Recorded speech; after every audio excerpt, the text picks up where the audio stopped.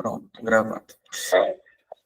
Bom, como tem pessoas aqui que me conhecem, outras pessoas não conhecem, vou me apresentar rapidamente para vocês, tá? Meu nome é Fernando, eu sou pesquisador na área de tecnologia e educação já há alguns anos, trabalho dentro de escolas ensinando programação para crianças. Uma das dificuldades que a gente tinha em relação a crianças, eu dava aula para crianças do sexto ano, tá? Então, inclusive, tinha alguns professores, educadores ontem aqui que corroboraram com essa minha realidade que eu vi dentro das escolas, que uma dificuldade que eu sempre tinha dentro das escolas era que crianças no sexto ano, quando a gente chegava com a proposta de ensinar eles a programarem jogos, eles não queriam mais aprender a programar e criar nada com tecnologia, né? Só queriam jogar e consumir passivamente a tecnologia. E era um grande desafio que a gente tinha, então esse foi o primeiro desafio que eu encontrei na tecnologia, depois foram surgindo outros em relação a questões de segurança digital, bem-estar digital para a família. Então eu faço minha pós e o mestrado especificamente em compulsão por telas, influência dos digital influencers aqui no Brasil, em cidades do interior, capitais, escolas públicas, privadas. Essa pesquisa minha se torna um livro chamado Xarope Digital. Ano passado eu lancei um outro, foi especificamente para famílias, né, sobre bem-estar digital, e desde então eu começo a trabalhar com escolas e famílias, ajudando, né, escolas e famílias a gerenciar a tecnologia no seu dia a dia, e como que a gente ensina crianças a utilizar a tecnologia de maneira responsável dentro de sala de aula e nos lares dessas famílias também, que essas famílias acabam, infelizmente, estando muito perdidas no meio desse processo. Bom, e qual que é... Esqueci de mencionar que no meio desse caminho a minha filhinha nasceu, tá, Júlia? Que é aquela fotinha ali. Inclusive, eu preciso atualizar essa foto, que ela já está com quase 2 anos. Ela nasceu junto com o meu primeiro livro. Qual que é a nossa programação aqui hoje? Eu espero que a gente vai durar cerca de 1h20, tá? Mais ou menos o nosso diálogo aqui, contando com as perguntas finais. Mas a nossa intenção aqui, como mencionei para vocês, é trazer tudo que é mencionado ali na série Adolescência para a nossa realidade, tá? Então, como que aqueles influenciadores que são mencionados lá, aquelas influências, aquelas dinâmicas de dar um expose na menina, enfim, exposição nas redes sociais, como isso traduz para a nossa realidade aqui no Brasil. Então, primeiro, a minha intenção aqui é fazer um contexto onde essa adolescência online está ocorrendo, e depois, em 4 quadrantes, eu quero escrutinar com vocês aqui grandes desafios que nós temos em relação à adolescência no mundo online, começando pela autoexposição, que na verdade começa ainda um pouco antes da adolescência, começa já na pré-adolescência. Depois já passar um pouquinho sobre os influenciadores. Depois eu vou falar um pouquinho sobre esses padrões de masculinidade online, que é um tema ali, um pano de fundo para a série Adolescência. E no final eu vou falar sobre essas amizades virtuais, que é um tema que nem é tão explorado assim na série, mas é algo que me preocupa aqui para a nossa realidade brasileira, tá bem? Começando então pelo contexto, né? Eu não sei se vocês conhecem essa pesquisadora aqui, chamada Jim Fund. Ela é uma pesquisadora geracional. Ela lançou esse livro já tem, acho, quase 10 anos aqui. No Brasil, esse livro aqui, não sei se dá para ver aqui, eu tenho a versão brasileira que é prefaciada pelo Pondé. E como uma pesquisadora geracional, né, o interesse dela, na verdade, é entender quais são as diferenças entre as gerações do passado e a do presente. Então, por notar que as gerações que estavam chegando à adolescência por volta dos anos 2010 tinham padrões de comportamento muito diferentes das gerações anteriores, ela cunhou esse termo IGEM, tá?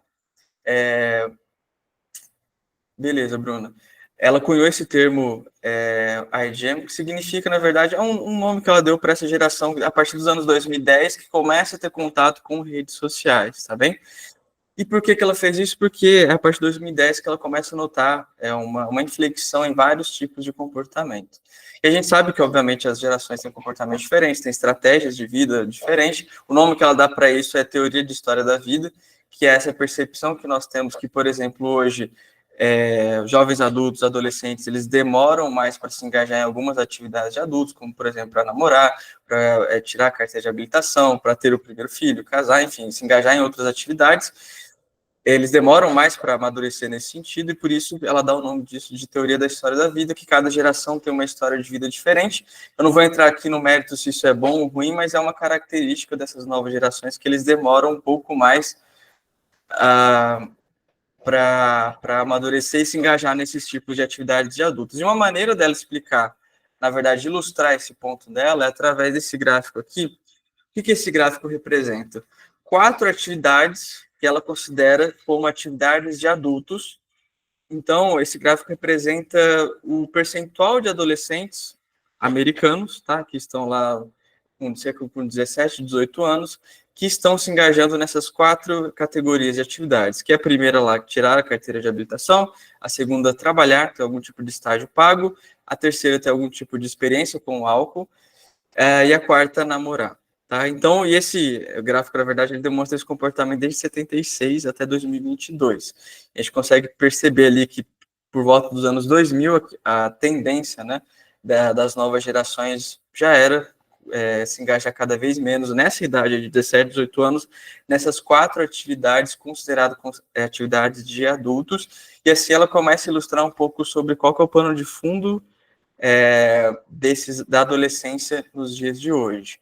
Uma outra característica dos adolescentes nos dias de hoje é como que eles entendem a amizade real e a amizade no mundo virtual, e qual que é o percentual, na verdade, que eles passam em amizades virtuais e reais. Esse gráfico aqui, já é um gráfico agora desse ano, ele demonstra para a gente já ainda pré-adolescentes, né, de 8 a 11 anos de idade, qual que é o percentual desses adolescentes que encontram seus amigos presencialmente ou virtualmente após o período das aulas. E vocês podem ver ali que o Brasil, a barra rosa, ela representa o percentual que encontra presencialmente outros amigos depois da escola, e a barra branca encontra virtualmente esses amigos. E vocês podem ver que a realidade brasileira aqui é praticamente o dobro de crianças para adolescentes encontrando seus amigos virtualmente depois da escola do que presencialmente. Se a gente olhar para países como, por exemplo, na Alemanha, é completamente o inverso, né? E aí pode ser que tenha que é da nossa realidade socioeconômica e de ser um país mais violento, por exemplo, onde para adolescentes e adolescentes têm menos liberdade de sair das suas casas e encontrar presencialmente seus amigos. Então, também uma outra característica desses adolescentes e pré-adolescentes que eles estão muito acostumados a encontrar e ter contato com seus amigos mais virtualmente do que presencialmente, tá bem? Isso é um padrão mais ou menos que em todos os países, a maior parte dos países, tá? Vocês podem ver que a maior parte dos países, a barrinha branca dos encontros virtuais está maior do que a barrinha rosa. Talvez a única exceção seja Itália e Alemanha, mas a maior parte segue mais ou menos esse padrão. E um outro dado que ela dá, que eu acho muito interessante, existe uma pesquisa que chama Monitor the Future, onde eles estão fazendo perguntas para jovens adolescentes desde a década de 70 até 2015, está para sair o próximo agora, publicamente os dados, sobre essas 3 afirmações aqui. Quais são elas? Então, eles perguntam para esses adolescentes se eles concordam ou não concordam com essas 3 afirmações. E a primeira é que eu não aproveito a vida, a segunda é que minha vida não é útil, e a terceira é não consigo fazer nada da maneira correta, não consigo fazer nada certo. E se a gente olhar, desde os anos, aqui eu estou fazendo recorte dos anos 2000, tá? Se a gente olhar desde os anos 2000, o percentual de adolescentes que concordam com essas 3 afirmações, ele vem subindo gradativamente, porém, a partir de 2012, ali, a gente tem um momento de inflexão e isso sobe de maneira vertiginosa. Então, a gente sai lá de cerca de 20%, é um caso ali de 30%, para 30% e 40% dos adolescentes respondendo positivamente a essas 3 afirmações aqui. E aí, eu queria perguntar para vocês, e vocês podem responder no chat, diante da percepção de vocês, educadores, se na opinião de vocês, e eu converso sempre, estou conversando com educadores sobre essa ideia aqui ou não, se eles concordam ou não, se hoje é mais difícil ser adolescente ou não. Qual que é a opinião de vocês? Pode colocar no chat aqui para eu ver qual que é.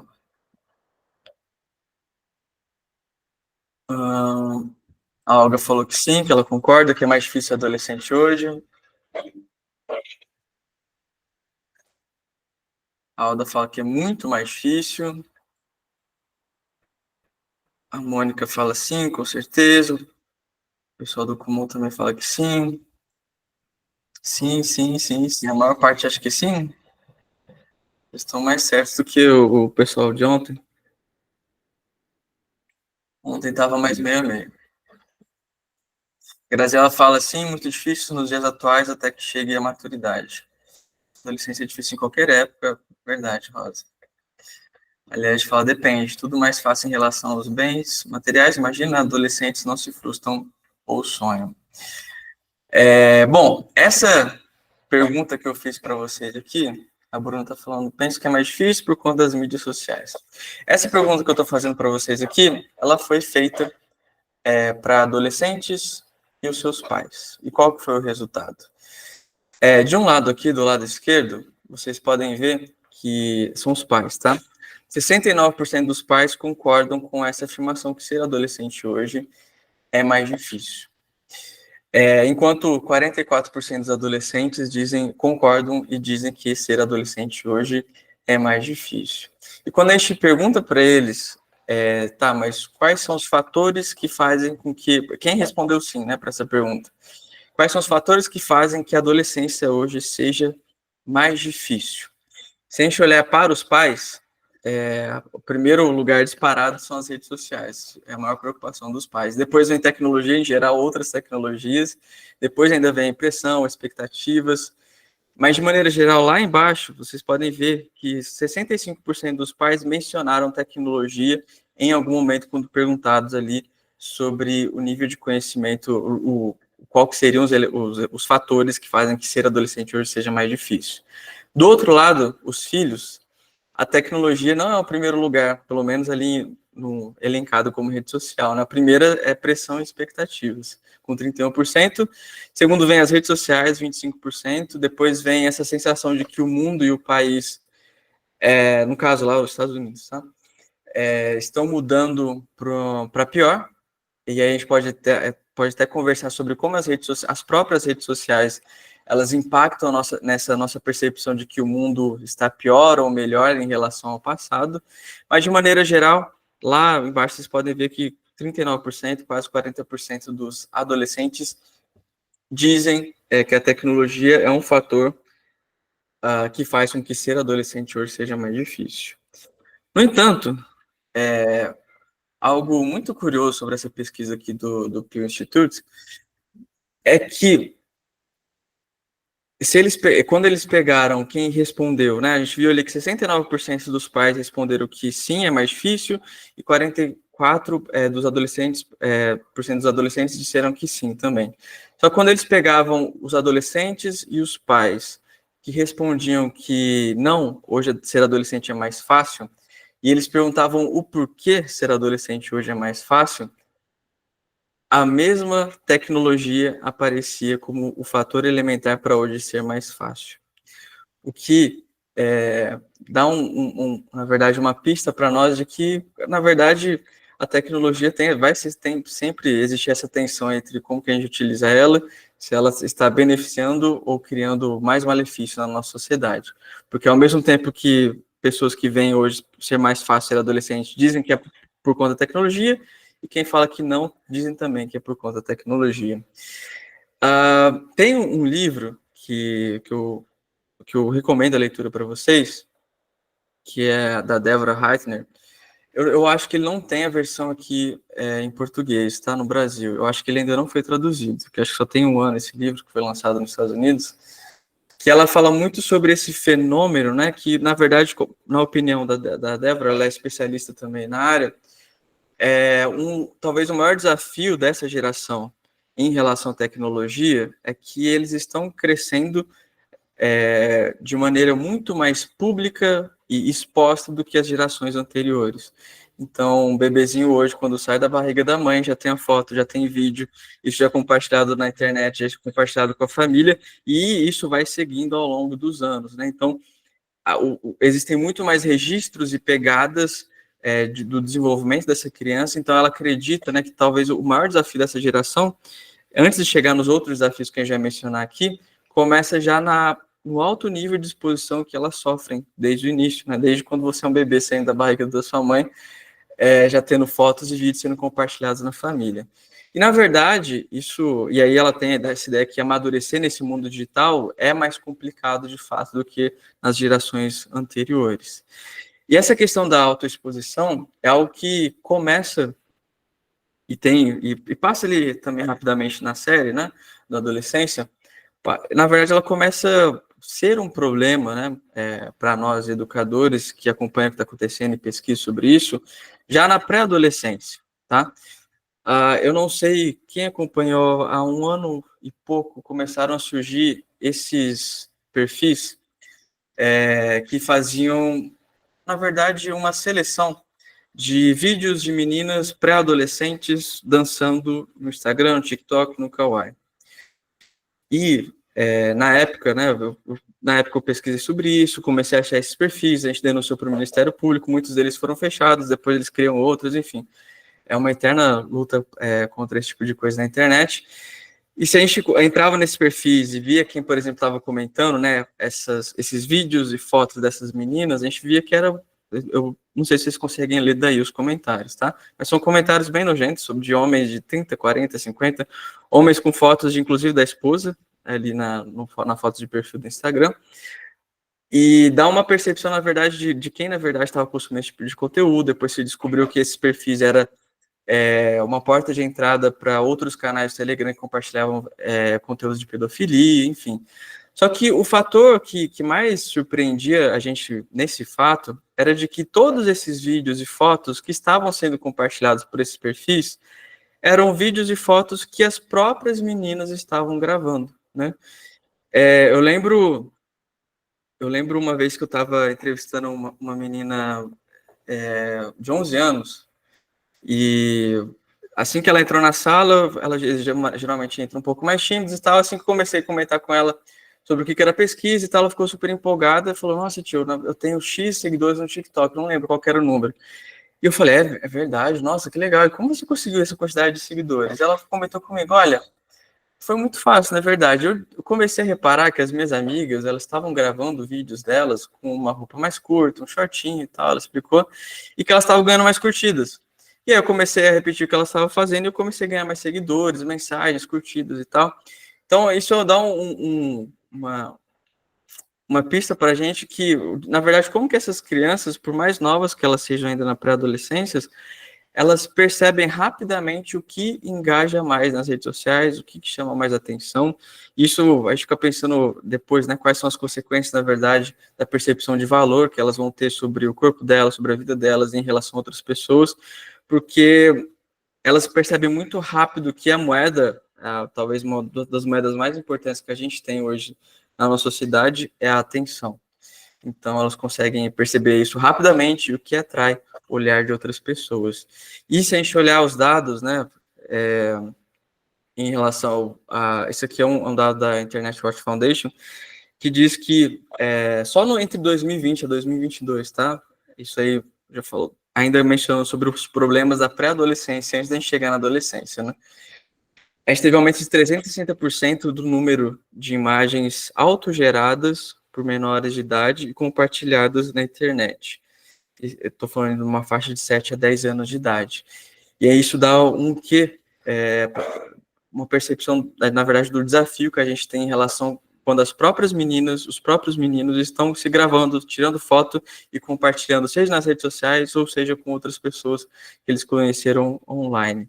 Se a gente olhar os dados, especificamente, de quantas mídias, né, foram derrubadas de imagens de menores, né, na internet, só entre 2014 e 2024, a gente vai ver que lá, desde 31, a gente saiu de 2014 com cerca de 31 mil imagens, mídias derrubadas, e a gente vai para 2024 com quase 300 mil mídias derrubadas. E a Internet Watch Foundation diz que eles calculam, né, que eles não conseguem derrubar nem cerca de 5% das mídias de menor idade que existem na internet. Isso aparece na série se eu não me engano, no terceiro episódio, que o Jamie ele começa a comentar sobre que teve um vazamento ele viu uma foto da menina, né, nua, que ela tinha compartilhado com alguém lá, mas isso infelizmente mais comum do que a gente imagina, e também casos de, eu não sei se vocês já ouviram falar dessa palavra aqui, doxing. Eu não sei se vocês já ouviram falar nessa atividade chamada doxing. O doxing, na verdade, é quando você tem algum tipo de informação online sobre... pode ser um dado pessoal, pode ser uma informação, pode ser uma foto, pode ser um vídeo, e você, para se vingar daquela pessoa, você compartilha esse tipo de imagem com outras pessoas, tá? É muito comum aqui no Brasil, por exemplo, ex-namorado que compartilha fotos e vídeos da ex-namorada e tal. Aqui no Brasil, a gente tem um outro nome para isso, que é, nas escolas, chamado de explanar, tá? Então, eles utilizam mais esse linguajar de explanar ou dar exposed. Eu estou tendo, por exemplo, desprazer. Eu estou fazendo uma pesquisa hoje sobre grupos do Discord, tá? Então, eu estou tendo o desprazer de entrar em muitos grupos aí do Brasil, e um dos grupos que eu entrei, estava acontecendo um caso de exposed, que é esse que está aí na tela, que eles estão mencionando sobre o que está acontecendo.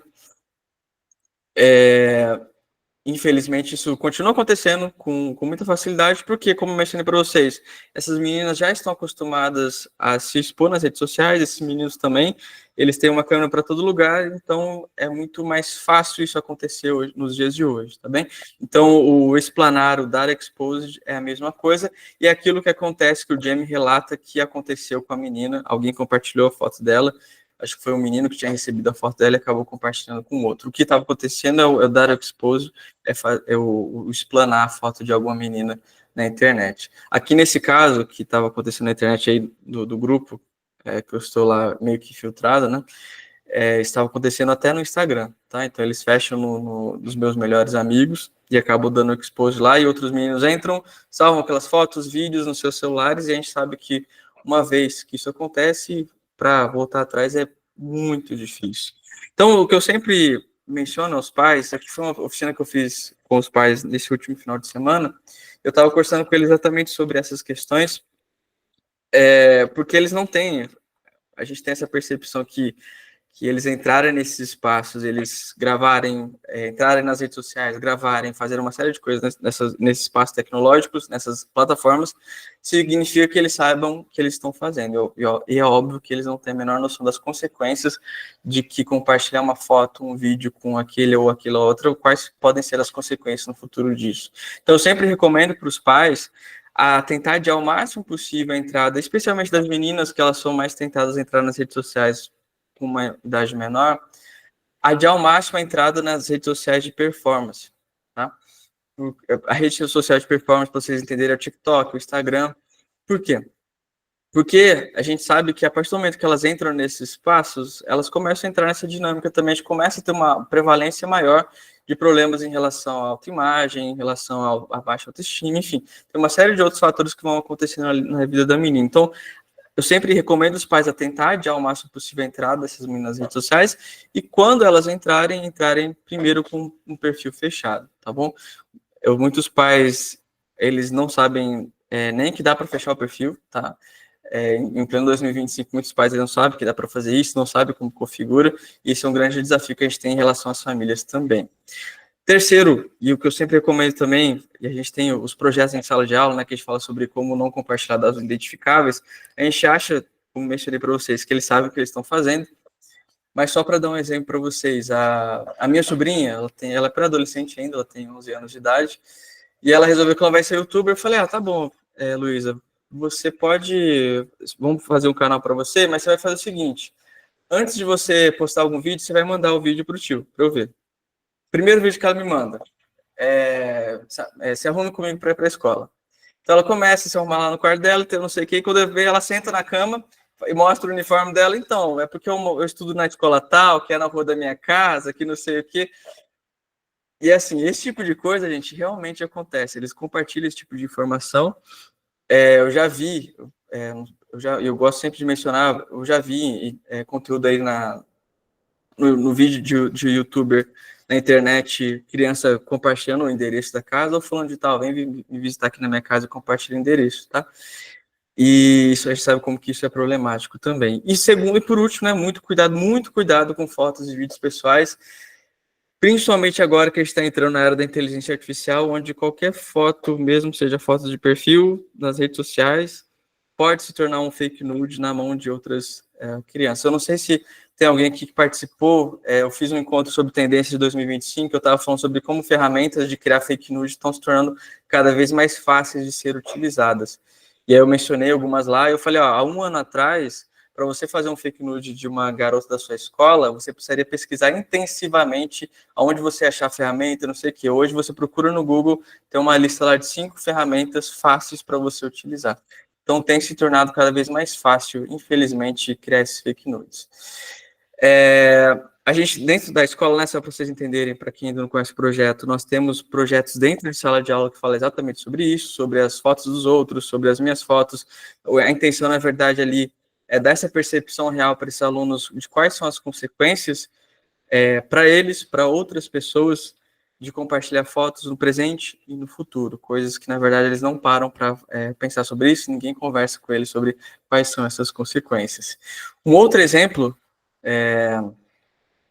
de exposição que a gente está tendo aqui no Brasil, eu não sei se vocês... Eu cheguei a fazer, acho que um vídeo no Instagram sobre esse desafio aqui, e as escolas receberam essa pílula, não sei, acho que... Peraí, deixa eu ver se foi. Sobre a pílula... Só voltar aqui, acho que travou.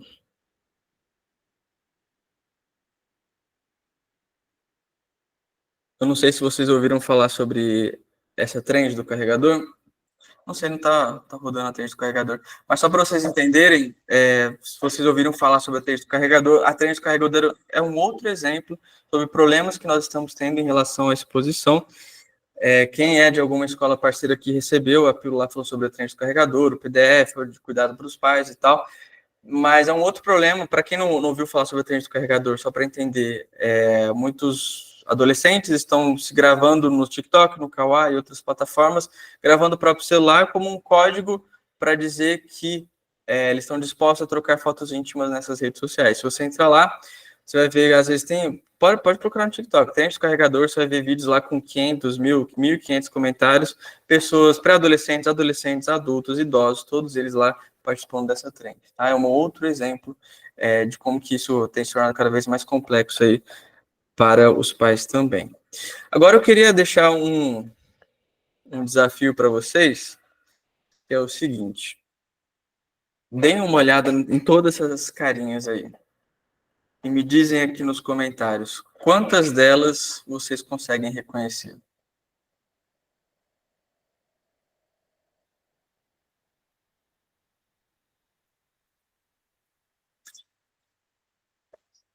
Michel tá falando nenhuma?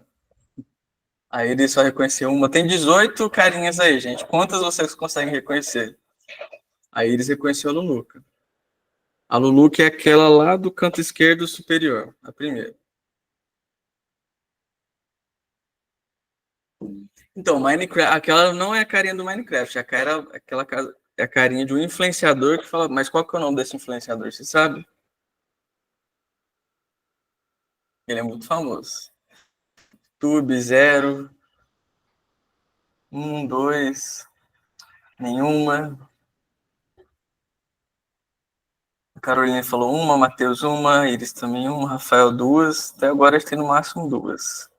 Elaine uma, Bruna uma, Olga nenhuma, Alana duas, Luísa uma, Patrícia duas, Arthur zero, Karina uma, Carolina também uma.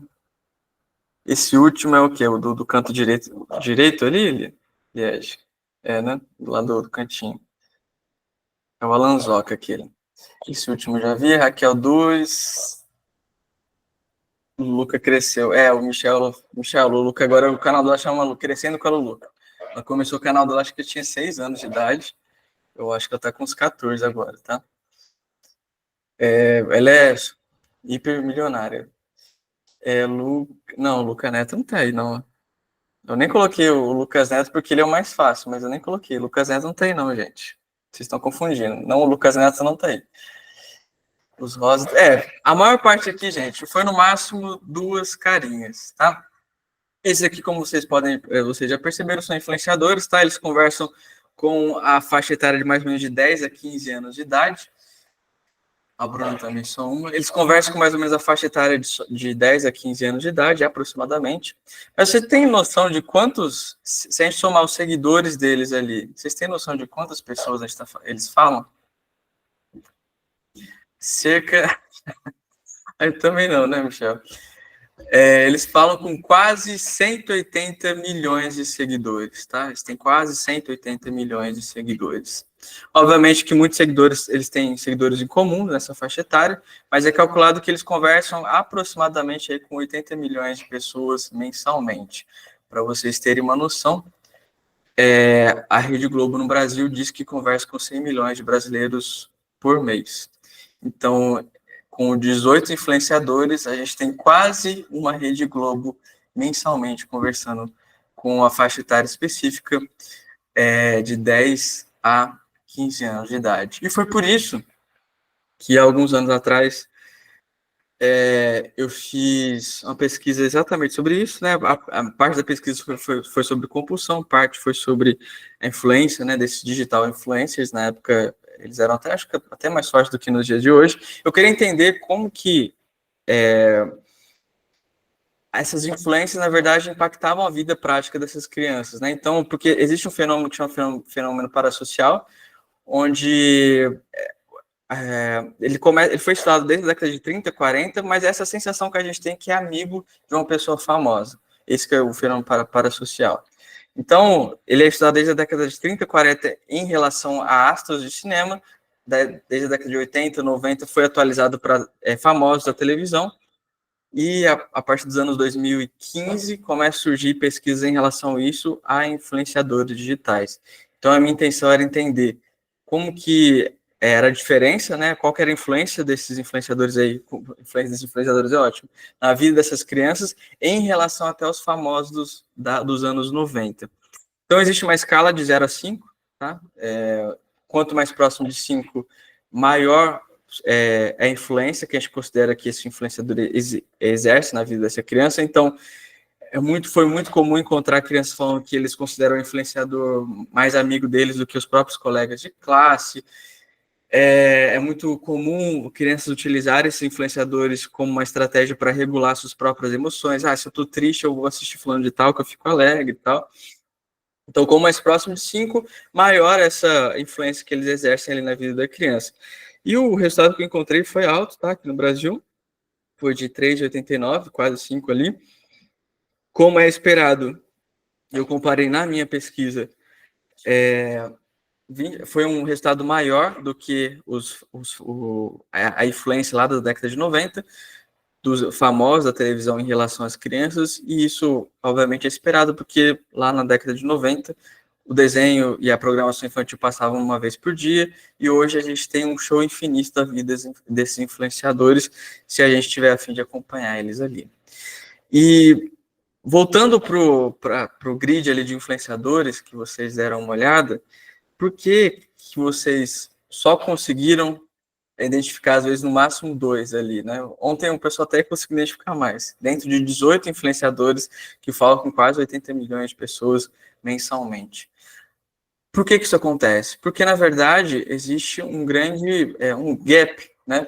Um grande vale do desconhecimento, que eu chamo, entre o que é consumido por adolescentes, pré-adolescentes, e o que é consumido por seus familiares, como que eles utilizam a tecnologia. Quem já viu alguma fala minha, provavelmente já viu esse gráfico aqui, mas quando eu vi essa cena da série, essa cena da série é muito emblemática, né? Para quem não viu a série, no final do primeiro episódio ali, é quando que o pai ele tá com essa ideia de que ele era inocente, e ali é um momento depois que o pai acaba de ver o vídeo, o filho dele, o próprio filho cometendo um assassinato, né? E aí o primeiro episódio ele termina com essa cena, e ela, na verdade, ilustra muito bem esse gráfico que eu venho utilizando já há alguns anos, que é como de um lado estão filhos e alunos, as tecnologias que eles utilizam, as linguagens que eles utilizam, e do outro lado estão famílias e escolas completamente perdidos nesse processo e não sabendo nem se comunicar o que está acontecendo do outro lado e como que eles estão utilizando a tecnologia. E um exemplo disso é de uma linguagem, né, que às vezes nem é tão clara para adultos e educadores, é a seguinte aqui. Vocês já ouviram falar, e também está dentro do pano de fundo ali da série, né? O que significa o Sigma Boy? Alguém já ouviu falar sobre o que é isso? Alguém já ouviu falar sobre aqueles emojis ali aqui no Brasil? André tá falando, Michel tá falando que não, eu tô falando que sim, Matheus tá falando que sim, não, nunca ouvi. Por que essa expressão, né, Sigma Boy, ela tá por trás ali da série? A gente sabe que, na verdade, a adolescência é um momento de muita insegurança em relação à nossa aparência, assim, sobre quem nós somos, a gente está formando o nosso caráter. Então, existe já uma demanda de adolescentes, no caso dos meninos aqui também, né, que é o que eu já vou comentar mais aqui, sobre padrões ideais de masculinidade. Então, hoje existe uma série de conteúdos na internet sobre quais são esses padrões de masculinidade ideais que eles devem seguir, e um deles se chama Sigma Boy, tá? Então, a ideia que está por trás aqui do Sigma Boy é esse padrão ideal de masculinidade do homem bem-sucedido, que ele não é enganado de nenhuma maneira por nenhuma mulher, tá? É isso que está por trás ali. Alguns usam isso como brincadeira, só que na série vocês vão percebendo ali também, isso é um processo que a gente acompanha muito com adolescentes, muito desses memes, essas expressões, esses padrões de comportamento, ele existe ali uma superfície de brincadeira, que eles brincam sobre isso, mas de tanto brincar sobre isso, também existem outros conteúdos que levam isso muito a sério, e de fato alguns adolescentes eles são fisgados por essas ideias de padrões ideais de masculinidade. No caso do Sigma Boy, é essa ideia de que esse é o tipo de homem que você deveria ser, que você não vai ser enganado por nenhum tipo de mulher e você vai ser bem sucedido. E por trás disso tudo aqui, vocês têm que entender que está a ideia de uma rivalidade com o sexo feminino, tá bem? É uma ideia, na verdade, de dominação sobre o sexo feminino. Aqui no Brasil,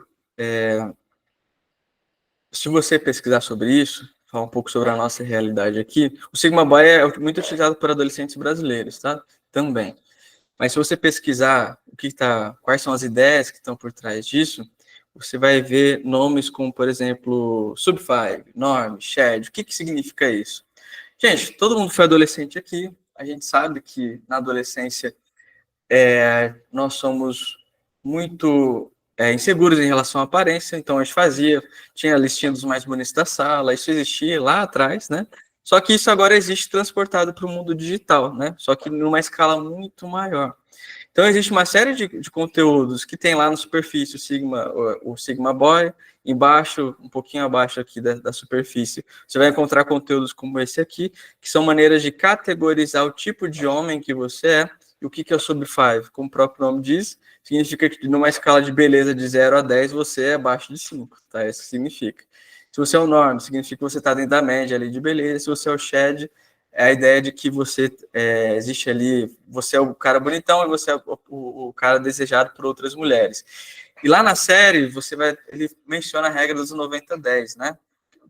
Acho que ele chega a explicar também lá na série que 10% dos meninos acaba sendo atraído por 90% das mulheres, algo nesse sentido, assim.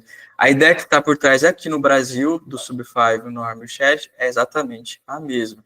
Então, se vocês, 80-20 também, tem o 90-10 e tem o 80-20, tá? Eu já vi as duas coisas acontecendo, os meninos comentando na internet. E se você olhar os conteúdos que eles fazem sobre isso, vocês vão ver ali que, por exemplo, são conteúdos falando sobre existe um gap crescente entre os sheds, ou seja, os caras mais bonitões, e os sub-5 e os norms. Então, ao invés desses conteúdos eles ajudarem esses meninos, eles acabam agravando essa insegurança e esse sentimento de injustiça que eles têm em relação ao mercado de relacionamento, vamos dizer assim, porque é exatamente como eles tratam, né, o mercado de relacionamento. Então, se vocês forem no TikTok, vocês vão achar vários vídeos desses que eu estou mostrando alguns ali, tá? 4 dicas essenciais para você Sigma na sua escola, tantos sinais que você é um Sigma, existe um gap crescente entre os shads e os norms, enfim, tem uma série de conteúdos feitos por adolescentes, mas também feitos por jovens adultos, tá? Para esses adolescentes, porque nas redes sociais existe o fenômeno que pré-adolescentes, adolescentes, eles sempre estão consumindo conteúdo de pessoas relativamente mais velhas do que eles. Então, os pré-adolescentes estão consumindo conteúdos de adolescentes, os adolescentes eles estão consumindo conteúdos dos jovens adultos, tá bom? É geralmente isso que está acontecendo. E na série, especificamente, eu não sei se é mencionado, mas os criadores da série, eles dão um exemplo que da onde vêm essas influências sobre essa super masculinidade que eles vão mencionando ali. Vem muito do Andrew Tate, tá? O Andrew Tate, para quem não conhece, ele foi um lutador de kickboxing, ele foi campeão mundial 3 vezes. Ele ficou famoso mundialmente, e mais no mundo anglofônico, tá? Quando ele participou da versão do Big Brother no Reino Unido, em 2016, se eu não estou enganado. Ele foi expulso, inclusive, porque ele bateu numa mulher no Big Brother. Para você ter uma noção, na verdade, de quem que ele é. Ele sofre hoje, ele foi banido de várias redes sociais, tá? Mas, mesmo assim, muito do que ele produziu de conteúdo, ele continua produzindo de conteúdo, é recortado em vários videozinhos e está sendo continuamente distribuído nas redes sociais. Então, eu vou mostrar para vocês... Sim, Michel, exatamente. Eu vou mostrar para vocês aqui um vídeo que tem no Instagram. Se você procurar no Instagram, gente, tem fã-clube do Andrew Tate aqui no Brasil, tá? Que fazem esses recortes de vídeos e distribuem nas redes sociais. Eu vou mostrar um vídeo para vocês aqui, para vocês entenderem quem é a figura. Prestem atenção, ele está legendado, então, e ele está na vertical, e a legenda está embaixo, tá? Se tiver sem som, vocês me avisem aqui no chat. Men don't fall in love with you. They fall in love with the lifestyle you can give them because they're selfish. They don't love you. They love the fact that you can protect them and provide for them and take care of them and make them laugh and make their problems go away and take them on holidays and buy them handbags. That's what they love about you. And then they sit and think they love you. But if you stop doing those things, both of you will find out very quickly that she never loved you at all. Então, essa figura, tá? Esse é o Andrew Tate, para vocês conhecerem, é só um vídeo do que ele fez. Ele hoje é acusado de tráfico humano, estupro, enfim, ele diz que vai se concorrer ao cargo de primeiro-ministro na Inglaterra. Andréa Lima está falando que não deu para ler a legenda. O que ele está falando ali, André, é basicamente que mulheres não se amam e apaixonam os homens, tá? Elas simplesmente são interesseiras, elas estão com os homens por conta das condições econômicas que os homens podem prover para elas. É basicamente isso que ele está falando, também para quem não conseguiu ler a legenda. Então, hoje ele tem uma série de acusações em cima dele. Se vocês procurarem conteúdo aí, e tentar entender o que está por trás, vocês vão ter vídeos muito mais chocantes do que esse aqui, do que ele já falou. Só que aqui no Brasil, isso é a influência lá no mundo anglofônico, né? Então, se a gente olhar para a nossa realidade aqui, e tem já muito conteúdo traduzido nesse sentido, mas para vocês entenderem, já existe fã-clube do Andrew Tate aqui no Brasil. Se eu passar para cá. E existem os seus similares, né, para a nossa realidade aqui. Então, tem canais como Atitude Alpha, tem aqueles 2 TikTokers ali, eles são bem famosos, que fazem conteúdos semelhantes, com o mesmo pano de fundo, na verdade, de rivalidade entre homens e mulheres, que os homens devem dominar sobre as mulheres, eles não podem ser feitos de bobos por elas. Vocês podem ver o título do vídeo, né? O homem bonzinho sempre vai perder tudo. Enfim, tem uma série de conteúdos nessa linha que eles estão produzindo há um certo tempo.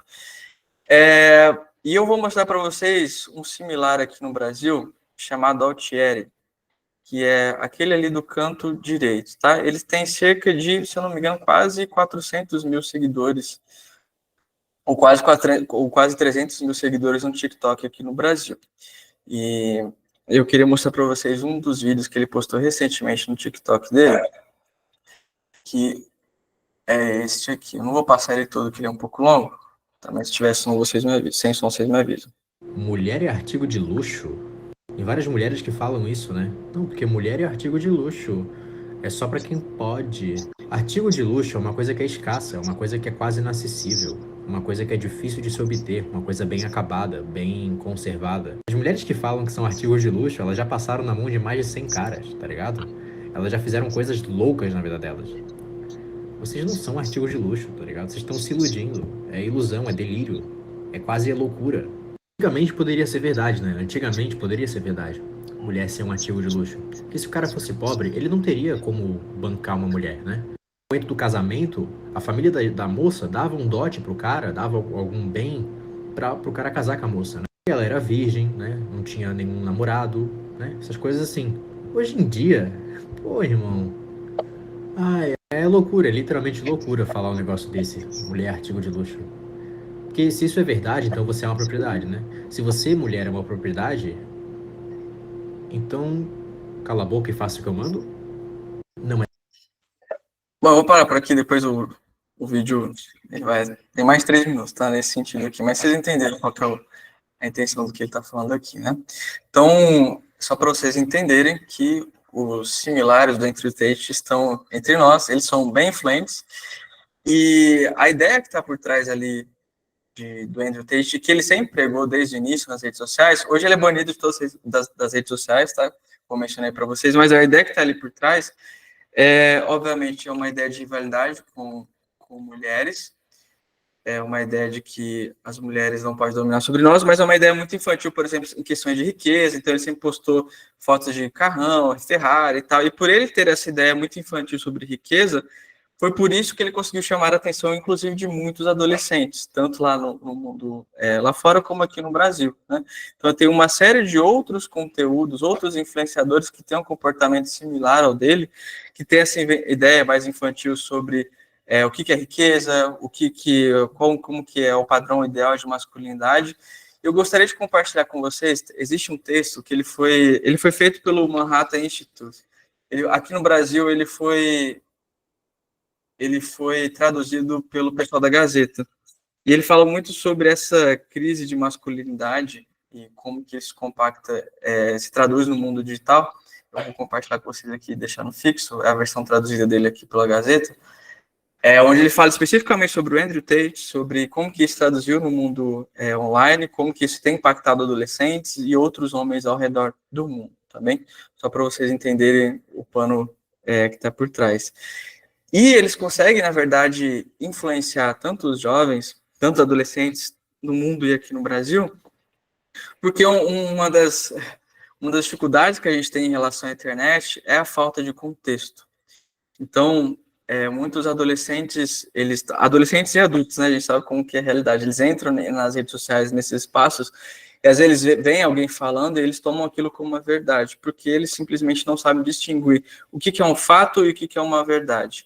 O que é um fato e o que é uma opinião. Então, por eles não fazerem essa distinção entre o que é uma coisa e o que é outra, é muito mais confuso para eles hoje, e para os adultos de maneira geral também, a identificarem se aquilo é a percepção daquela pessoa específica ou se aquilo é uma verdade universal. Em outras palavras, né, vocês provavelmente conhecem o Jonathan Haidt, ele ficou famoso ano passado pelo livro Geração Ansiosa, mas antes disso ele tem um trabalho anterior que ele já fala sobre isso, que ele tem uma citação que eu gosto muito, né, falando sobre as redes sociais, que ele fala que é como se fosse a Torre de Babel dos nossos tempos, algo deu errado muito rapidamente, e nós estamos desorientados, incapazes de falar a mesma língua ou até reconhecer a mesma verdade. Mencionando isso, falando sobre as redes sociais. E quando eu vou conversar com os pais, a primeira coisa que geralmente a gente conversa com eles é sobre como que é importante... Deixa eu ver se passou. Foi. Como que a gente é importante a dar contexto para esses pré-adolescentes e adolescentes, porque eles estão consumindo essa série de conteúdos online de maneira descontextualizada, sem conseguir ter a real percepção se aquilo é uma verdade, se aquilo é a opinião daquela pessoa. Tá, se esse influenciador está falando isso é uma verdade para ele? Será que isso é porque ele teve experiências negativas nesse ponto? Será que existem outros interesses por trás dessa opinião dele? Será que existem outros interesses comerciais sobre o que ele está falando? Enfim, tem uma série de perguntas que a gente pode fazer para esses adolescentes para dar essa percepção para eles, na verdade, ir criando esse pensamento mais crítico sobre o que nós estamos consumindo online. Então, a gente tem essa percepção de que, de novo, eu remeto àquela ideia de que eles entram nesse espaço, eles sabem o que eles estão fazendo, mas os dados mostram, por exemplo, a TIC Brasil e uma outra pesquisa internacional, que eu esqueci agora o ano, demonstra que meninos de 13, 14 anos têm muita dificuldade de reconhecer o que é uma publi em uma rede social. Eles não conseguem fazer a distinção entre uma coisa ou outra. Imagina fazer a distinção entre uma verdade e uma opinião que está sendo dita ali. Então, a gente tem muito espaço ainda para ganhar em relação, em termos educacionais, né?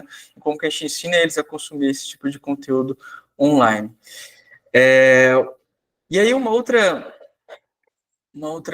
questão que não foi tão abordada lá nas redes sociais, na série Adolescência, e que eu gostaria de finalizar falando sobre ela, que é algo que eu tenho percebido que tem ficado mais grave aqui no Brasil, que é uma outra palavra que eu não sei se vocês conhecem, chamado grooming.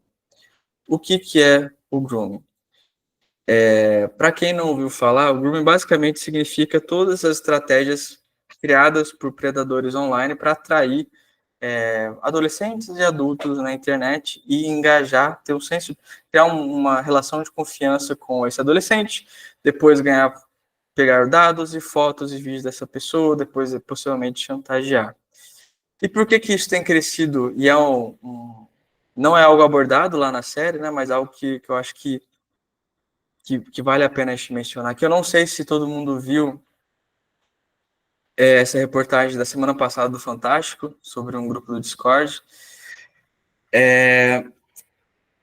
Por que isso tem crescido? Porque, como a gente viu, já existe uma alta exposição dessas crianças online, já tem várias coisas acontecendo, eles já estão acostumados a ter amizades virtuais, então eles estão se juntando em outra palavra, que eu não sei se vocês já ouviram falar, panelinhas. O que é uma panelinha?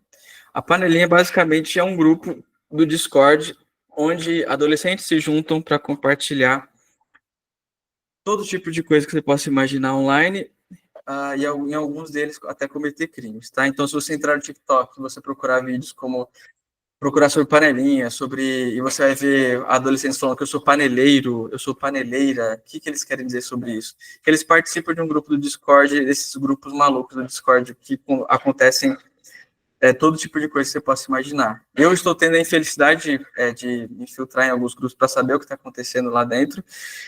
E, assim, lá você vê um pouco de tudo, tá? Eles entram nesses grupos, lá eles compartilham vídeos de pedofilia, zoofilia, alguns deles cometem crimes, enfim, tem uma série de coisas que acontecem lá, que está um pouco fora do conhecimento ali da família e da escola. Às vezes aparece por conta da reportagem do Fantástico, que vocês viram aqui agora, mas tudo começa com o grooming, que eu mencionei para vocês, né? Então, começa antes, na verdade, com a estratégia que eles usam geralmente, tá? Geralmente eles utilizam algum tipo de isca para atrair a vítima para essas panelinhas. Ou eles vão atrair para uma panelinha, ou vai ser um predador que vai falar especificamente com aquela criança, um predador individual, tá? E essa isca, se for para um público mais jovem, por exemplo, eu acompanhei um caso em Guarulhos, onde uma menina de 8 anos, tá? Ela foi fisgada no YouTube, tinha um convite lá para participar num vídeo infantil, tá, gente? Um convite para participar do clube do unicórnio. Ela entrou, ele conseguiu o endereço dela, pelo Google Maps, ele pegou uma foto do Google Maps da frente da casa dela e começou a ameaçar a menina de 8 anos que ia na casa dela, matar todo mundo. Ela começou a ter que mandar imagens para ele, enfim.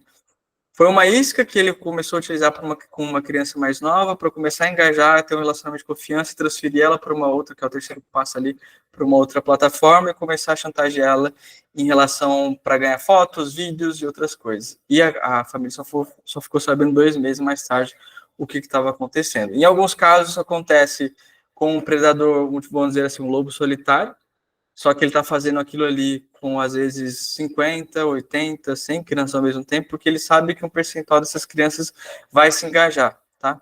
Então, a gente sabe que, segundo o Iprotec, cerca de 15% a 18% das crianças se engajam nesse tipo de contato, quando eles recebem uma isca, um presente, alguma coisa online, eles se engajam e acabam sendo transferidos para outras plataformas, e aí podem ser chantageados. No caso de um lobo solitário, é geralmente isso que acontece, como eu mencionei para vocês, com uma criança mais nova, de 8 anos de idade. No caso de uma panelinha, a história é um pouco diferente, porque eles começam a farejar, porque podem ser tanto colegas de classe que eles conhecem, ou pessoas que eles desconhecem. Eles atraem esses adolescentes mais vulneráveis emocionalmente para esses grupos, e lá eles fazem desafios de automutilação, lá eles fazem, assim, o que eu já vi nesses grupos são coisas muito, muito, muito absurdas. Então, eles fazem todo tipo de violação, inclusive o que é mencionado pelo Fantástico lá, o estupro virtual, tá? Então, para quem não assistiu a reportagem lá do Fantástico, ele conta a história de uma menina que ela estava para sofrer o estupro virtual, e a investigadora descobre o endereço da casa dela, consegue ligar para a mãe, e quando liga, a mãe fala, não, mas está tudo bem aqui em casa, não está acontecendo nada. E quando ela vai lá no quarto, realmente estava acontecendo. Então, eu volto àquela ideia do abismo que existe, né? A gente não sabe exatamente o que está. Famílias e escolas têm muita dificuldade para entender o que está acontecendo do outro lado. O que eu mencionei sobre a menina que foi fisgada lá de Guarulhos foi um caso bem similar também. Só que dentro da panelinha, né, a gente tem... as coisas começam a ficar mais graves porque eles são adolescentes, muitos deles, inclusive, da própria escola, da mesma escola, que eles atraem outros adolescentes que às vezes têm alguma vulnerabilidade emocional, uma necessidade de autoafirmação, e começam a dar desafios para esses adolescentes. Então, o que acontece numa panelinha dessa, tá? Só para vocês terem. Essa aqui é uma das panelinhas que eu consegui entrar. Você já entra, por exemplo, tem uma lista de recompensas por fotos e vídeos de automutilação, tá? É isso que significa aquilo ali. Então, tem preço, tá, por vídeos e fotos ali que eles pagam por automutilação em várias partes do corpo. É muito comum eles criarem desafios de automutilação. Inclusive, eu estava em São Paulo recentemente, estava falando sobre isso, e uma mãe, no final da palestra, chegou e falou, eu estava falando exatamente sobre isso, o desafio de automutilação, ela falou que tinha acabado de acontecer com a filha dela na semana retrasada, que o irmão mais novinho, o filhinho mais novo dela, ouviu a irmãzinha chorando à noite, e ela foi contar para a mãe, e a mãe foi lá e descobriu que ela, na verdade, estava se automutilando, porque ela estava participando desses desafios feitos aí nas panelinhas do Discord de automutilação. E se a gente adentrar, né, um pouco mais dentro dessa realidade aí, a gente vai ver coisas como essa. E como que, na verdade, a gente consegue entrar nesse espaço? Porque esses paneleiros, esses adolescentes que se juntam em grupos do Discord para fazer esse tipo de coisa, eles também gostam de se mostrar. Então é muito comum eles postarem no TikTok, inclusive coisas que eles fizeram lá no Discord, só para se mostrar para outras pessoas, né? Então ali do lado esquerdo, eles estão convidando pessoas para participar de um evento que eles iam fazer no Discord. A 688 ali significa, é o nome da panelinha deles. No meio aqui eles fazendo um ato ali com a menina, são 3 meninos ali dentro do Discord, e do lado direito ali, só para vocês terem uma noção do qual tipo de diálogo que eles têm dentro desse tipo de panelinha, tá bem? Quando eles são ameaçados de alguma maneira, ou são confrontados sobre o que estão fazendo nesses espaços, geralmente esse tipo de reação que eles têm, tá?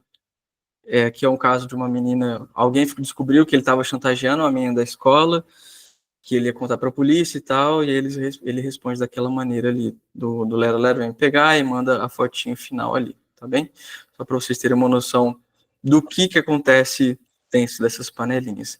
E o que leva adolescentes a serem tanto agressores como vítimas nesses espaços? O primeiro, eu diria que é sempre o tempo de tela excessivo. Geralmente esse tipo de atividade, gente, acontece de madrugada, tá?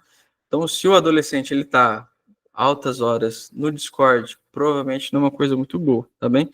Não que o Discord em si seja o problema, o Discord ele foi feito para você só conversar com outras pessoas enquanto você está jogando, mas essas panelinhas, elas fervem no período noturno, tá? Depois das 11 da noite é quando acontece esse tipo de coisa. Então, tempo excessivo de tela, falta completa de conhecimento e supervisão desses pais. Os pais não têm a menor noção do que está acontecendo, não sabem como funciona o Discord, não sabem o que está acontecendo. É aquela mãe lá que apareceu na reportagem fantástica falando que está tudo bem na casa dela, quando a filha dela estava para ser estuprada virtualmente lá no quarto dela.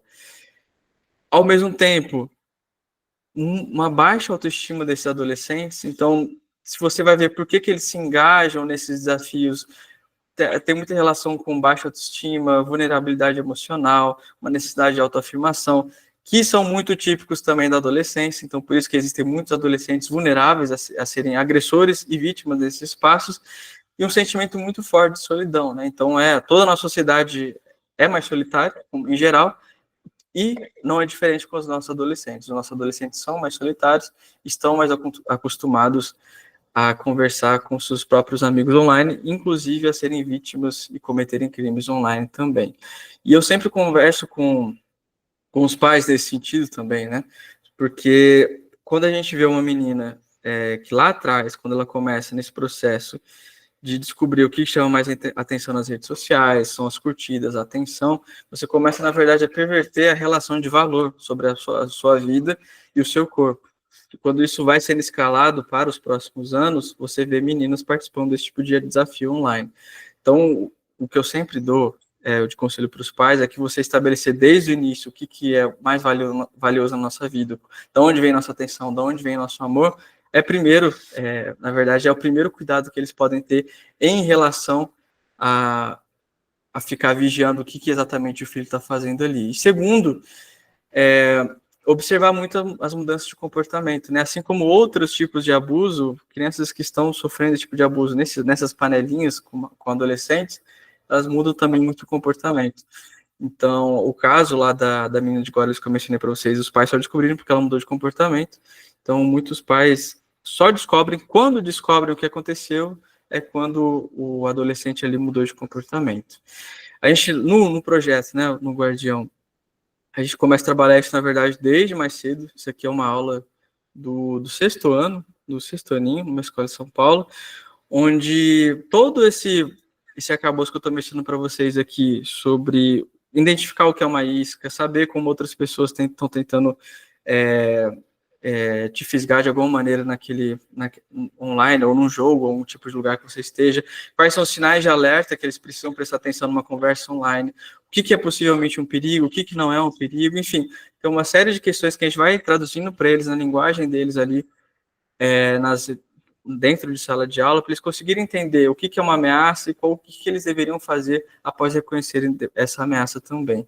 É um grande desafio que a gente tem, ontem estava conversando também com pais, e não faz sentido a gente ter esse trabalho dentro de sala de aula, sem conversar com os pais. A gente também tem um trabalho com os pais da família guardiã, porque a gente busca tanto dar esse conhecimento para as crianças, como o conhecimento para os pais também, tá? Só para vocês entenderem o contexto geral, esse projeto que eu estou mencionando aqui do Guardião, né, ele acontece em três etapas, tem três pilares pedagógicos. Então, segurança, então nós temos projetos sobre segurança digital, projetos sobre autorregulação, projetos sobre identidade digital positiva, tá bem? Agora, gente, para a gente finalizar, eu gostaria só dar um pequeno desafio para vocês, que vocês possam escrever aqui no chat.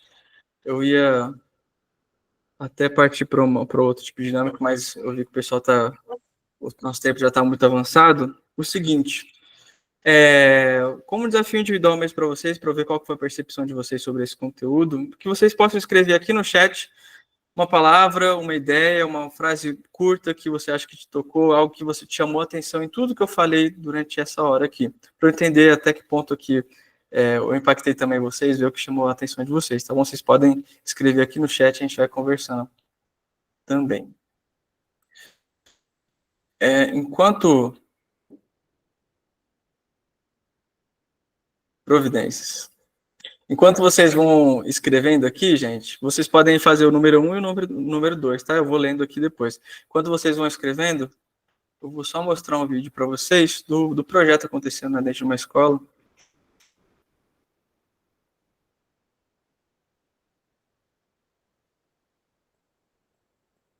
Quando acabar o vídeo, eu volto pro lendo.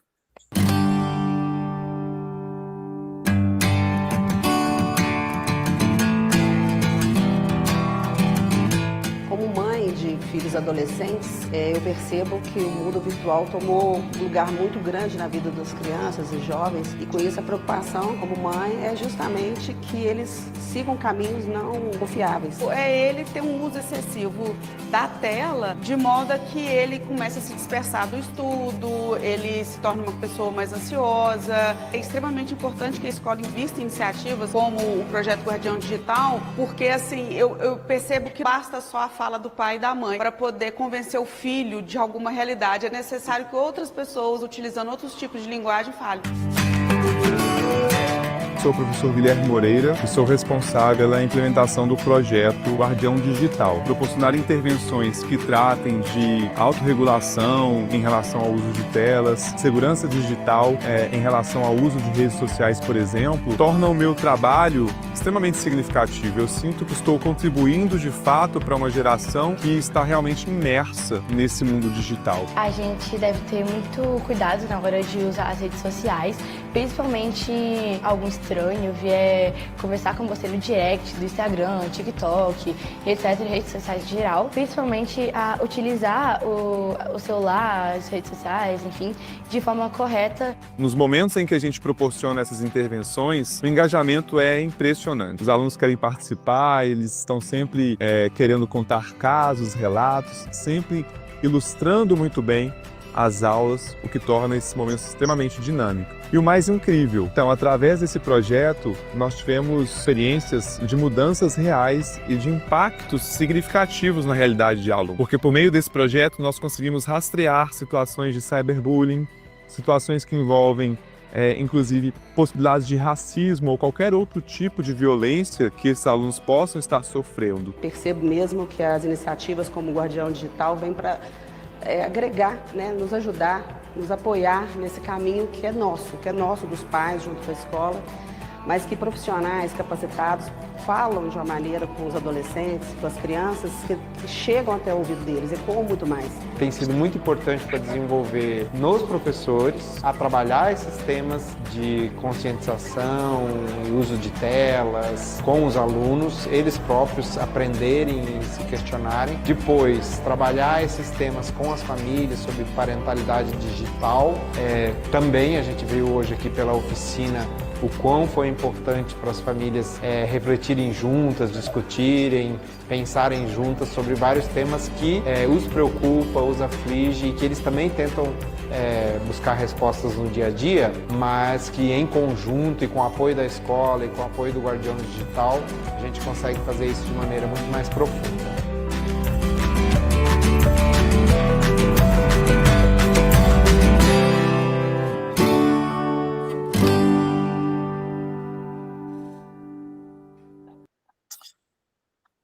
Bacana, gente. Vou começar a ler os comentários aqui e as dúvidas também.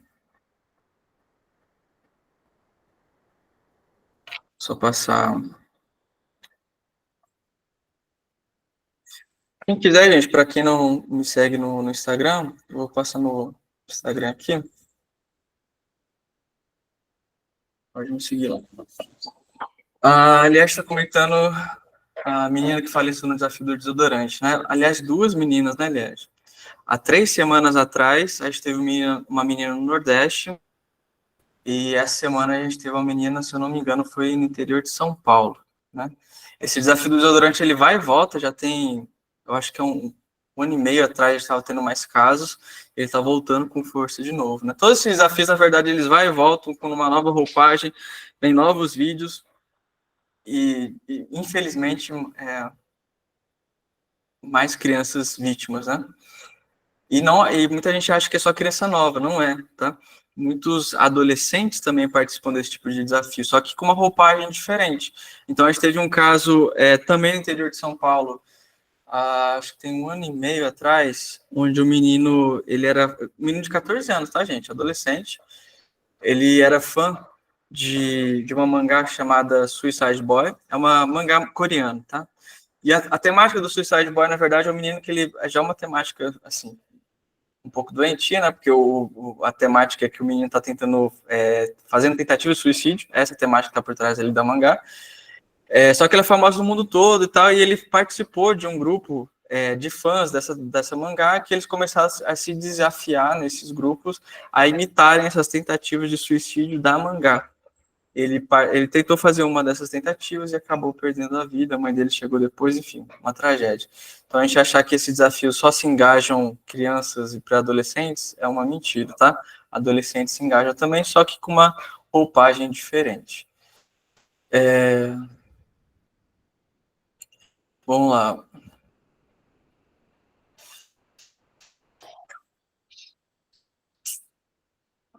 O pessoal falando sobre 80-20, eu mencionei, tá? É 90-10, 80-20. Depende da regra que você usar. Eu já vi adolescentes falando 90-10 e 80-20.